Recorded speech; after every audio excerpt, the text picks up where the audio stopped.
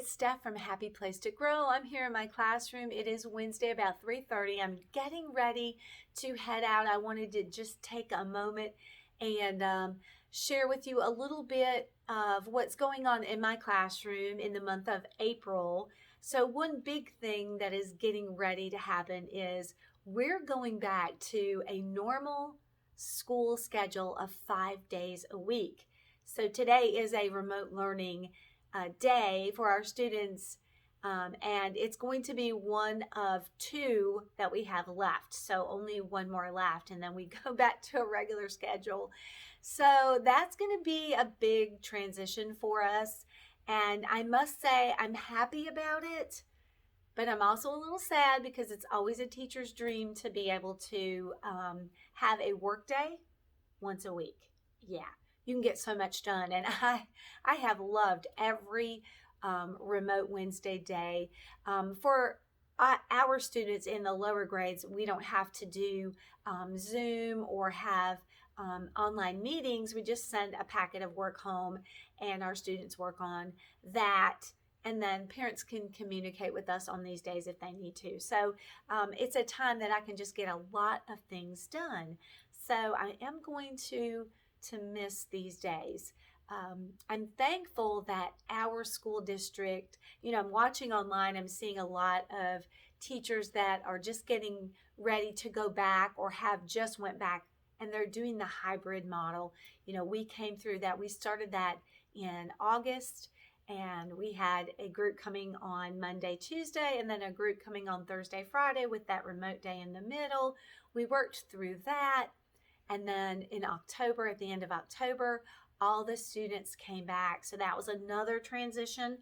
Everything's just fallen into place. The kids have worked into always the new routines. They're so happy to be back with their peers. And even though it's the end of the year and we've had a lot of changes, a lot of transitions, a lot of, things that, unpredictable things that are happening in the world and happening with school, the students have really been resilient, and I can say they're really working hard, and they're really getting back into the swing of things. I think I said that last month in the month of March.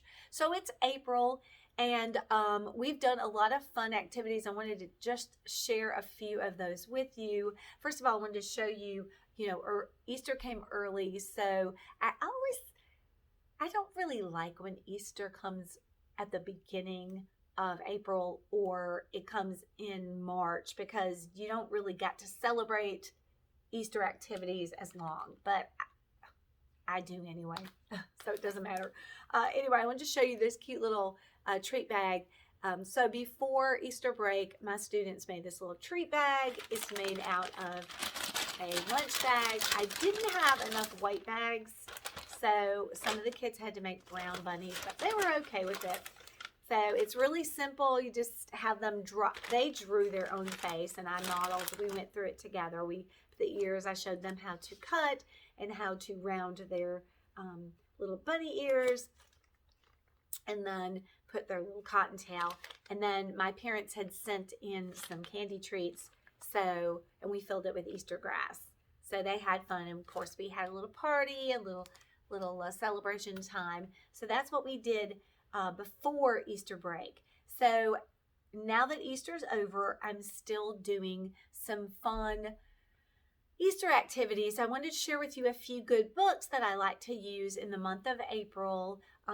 It's always good, again, if you can do this before Easter break, but I think it's totally cool and fine to do bunny stories after Easter break. It almost even makes a lot of sense to them anyway, because they've celebrated Easter.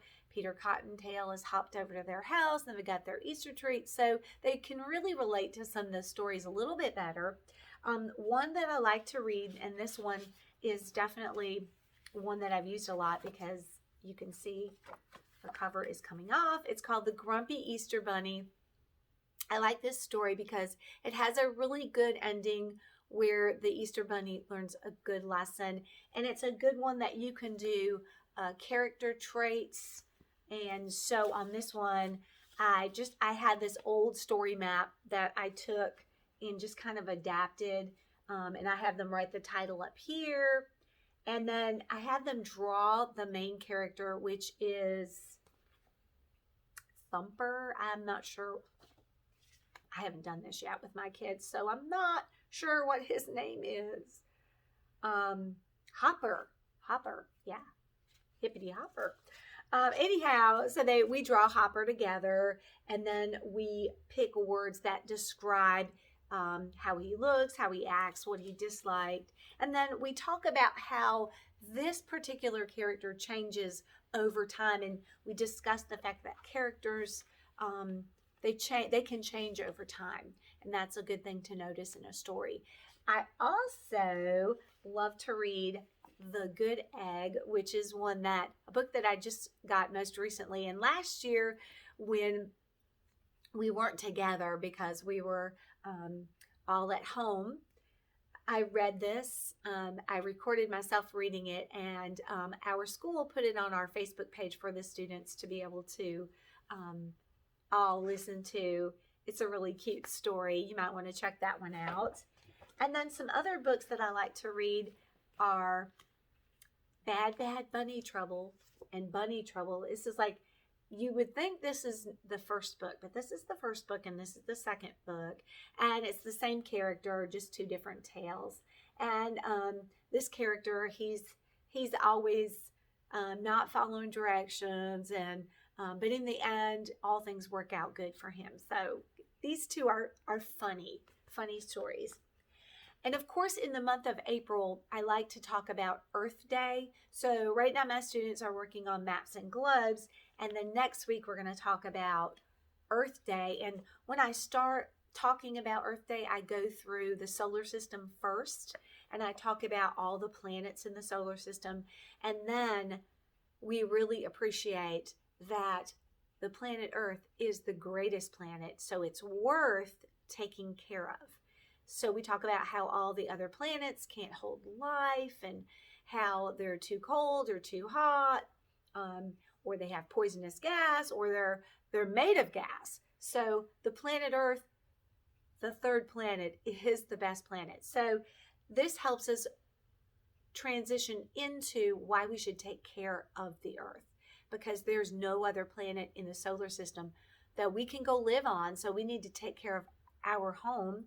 And I like to also read along with that. The first book that I read after talking about the solar system is this book called Michael Recycle. It is a rhyming story, and so it's really fun and easy to read. So check that one out too if you're talking about Earth Day and you're talking about all of the things that students can do to take care of the planet Earth. That's a really fun story to read with them. So those are a few good books that I like to work with. Now, on to some fun math. Okay, of course, you know you're going to be working with jelly beans. There's all kinds of fun things to do with jelly beans. The first thing I like to do is ask my parents to send in jelly beans, because there's always the fun activity of giving your students each student a bag of jelly beans or a container of jelly beans, and letting them sort and graph. You know, that's an easy one. A couple of years ago, I created a similar type activity where they get jelly beans in a container, and then they take them out on their desk, sort them, and then instead of graphing them, they just make a chart, and they just write how many of each color, and then they answer a few questions. So they are thinking about the information they've collected, which color had the greatest number, which one had the least, how many jelly beans in all. And then I have this one where it says compare green and red. What color was the greater one? And how do you know? And so they have to kind of explain with pictures, words, or numbers. And then finally, and this is something they can do independently, it says pink jelly beans and yellow jelly beans. So they look on their chart and they find the number of pink jelly beans, write it down, plus the number of yellow equals how many. So they create some math equations to solve with their, again, with their data that they've collected. So fun things with jelly beans other than just counting and graphing. That's something I worked on a couple years ago. Another thing I like to do with my students, again, I normally would have some of these activities in centers, but this year I'm not doing math centers. So this activity I had my TA do because I have 2 math groups, and I keep a group and work on a skill, and she takes a group and they work on iReady, and then they do an activity with her. So this is an activity she's been working with my students on this week. And so they measure each bunny trail and to see how many cubes long, or of course it would be long or wouldn't be tall because they'd be holding it this way. So how many cubes long, and then they answer they fill in this information. Trail 1 is blank cubes long, and then they again answer some questions. Which trail is the longest? Which trail is the shortest?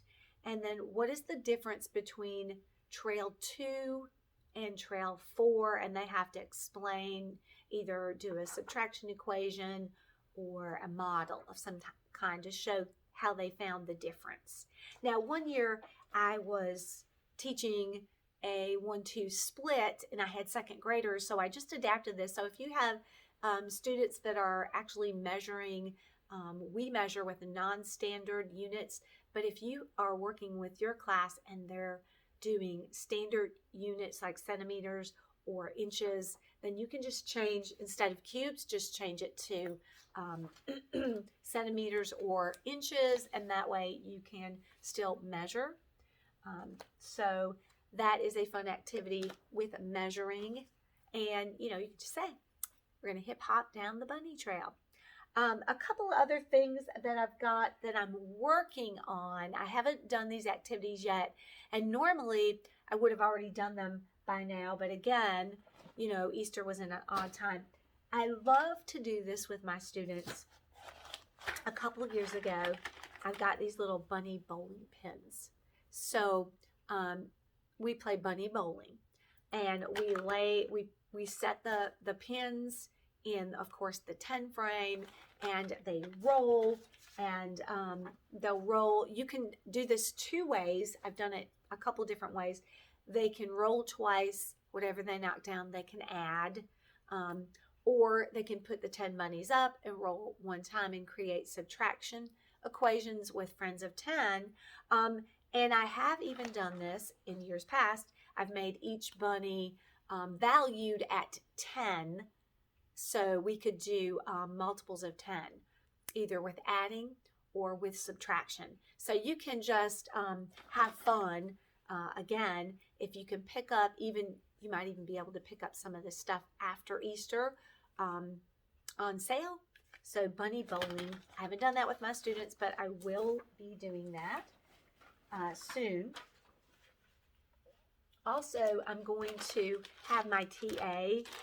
You can do so much with eggs. So this one's called Crack and Solve.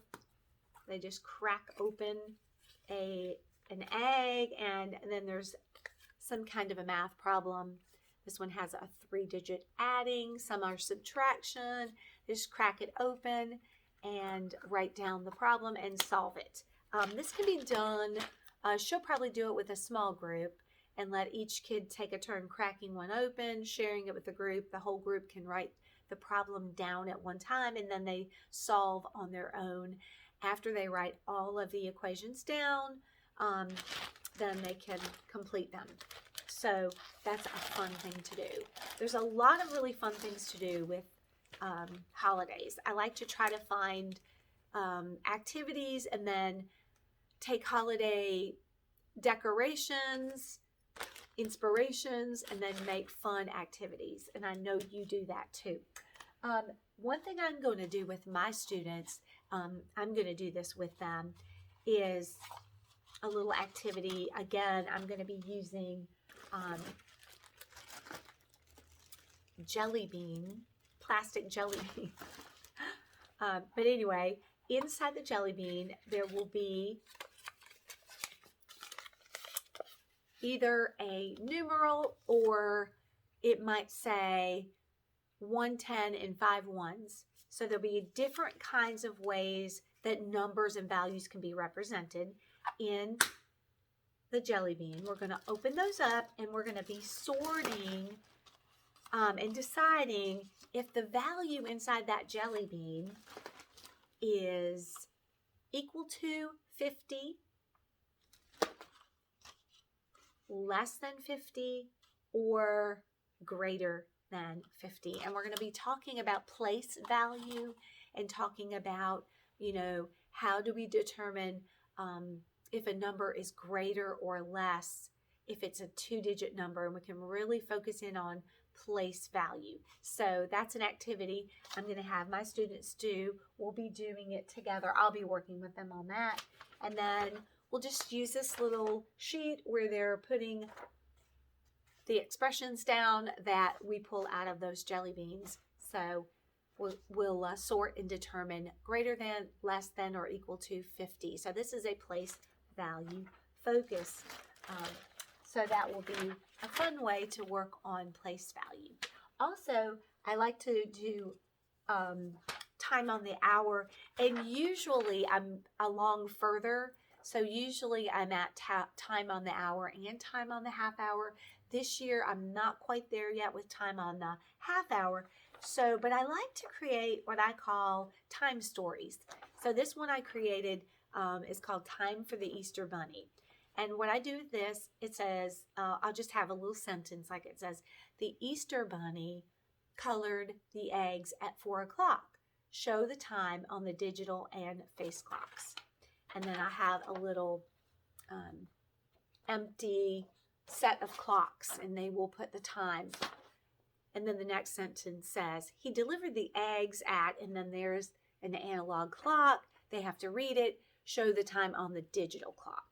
So this is just a little story about the Easter Bunny, but it's a time where they have to read and write time. So I think that's a fun way to work on time. And my students have done time on the hour, and we'll be heading into time on the half hour soon. But we're not there yet, so that one we've already done. We did it before Easter break, and they did really well with it. I did find a fun activity also called a mystery picture, and I got this, I was trying to come up with some activities for my TA, some fun activities, and I found this. It's called Mrs. Thompson's Treasures. This is a TPT seller, and she uses the 120 board chart, and then she has worked out pictures to be created. So we did the one with the bunny, and the students would get this sheet and a 120 chart, and then you can either do this with them. I like to do it with them. I like to do it step by step. I'll say, get your purple crayon out, and let's find these numbers. We'll color all those numbers purple.